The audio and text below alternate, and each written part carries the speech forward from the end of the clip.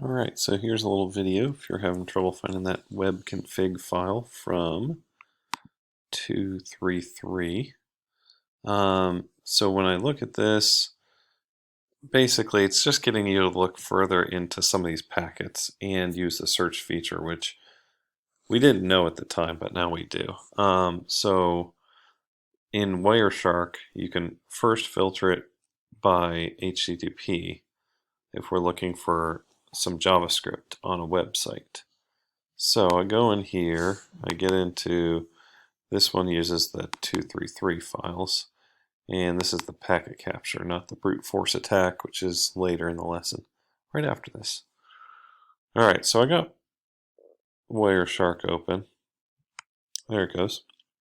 So right now there's tons of packets, right? 765, I'm not searching through all those.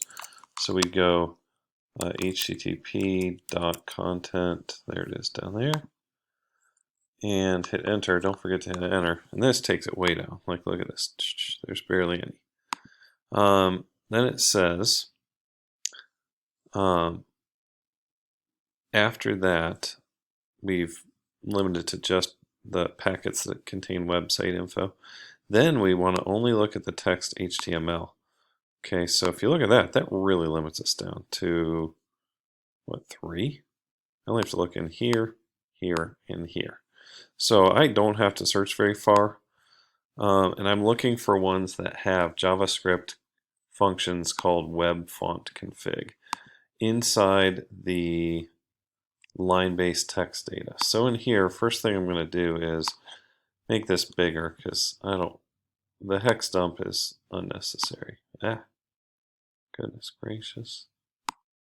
There we go. So in here, if you look and pick one of the 3 text ones and open it up, and here I only see script, but I don't see anything called web config in here. Just looking in here. Yeah, nothing on that. So I'm going to go to the next one, right? And here I'm kind of scrolling. Really, we're looking for web font config. There it is. And it's inside a script. Okay, look, scripts, type JavaScript, and then it's called the web font config, and then if you look all the way down here, here's where the script ends. So this is the whole script. Now, let's say, what if it wasn't just 3 and I found it on my second choice? I think the third one has it too. Yeah, it does. Third one's got it too. Let's say this was like 1,000 packets and you still had to search for it. There's still a pretty easy way to do it, and it's Control F. And this will help you in the project too. So if you're ever going to type in a word you're searching for, you have to hit Control F and then turn this into a string. And then what else is important is you better turn this to packet details. That'll actually search inside the packet. If you left it on packet info, it's just searching inside these words here, which you can clearly read. Now you can type in whatever you want to search for. So if I want web font config, right, let me get to a different packet just to show you it finds it. Then I hit enter or find. It jumps right to a packet that has that in it. Not only that, but it highlights the packet.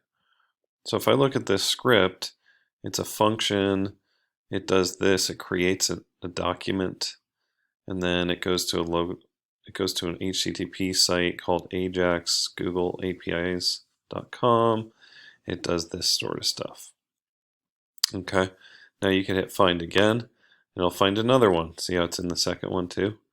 And it highlights it. So that's a cool way using the find feature if you didn't want to go through all the trouble.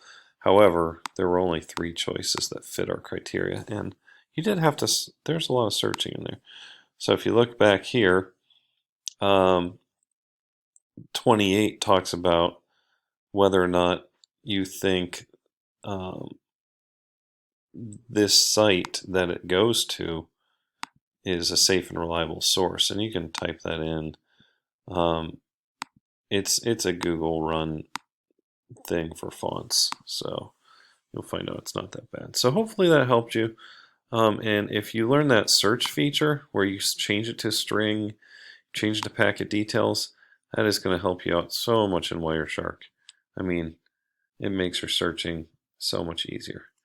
All right, so I hope that helped. I will talk to you later, and email me if you ever need more. Adios.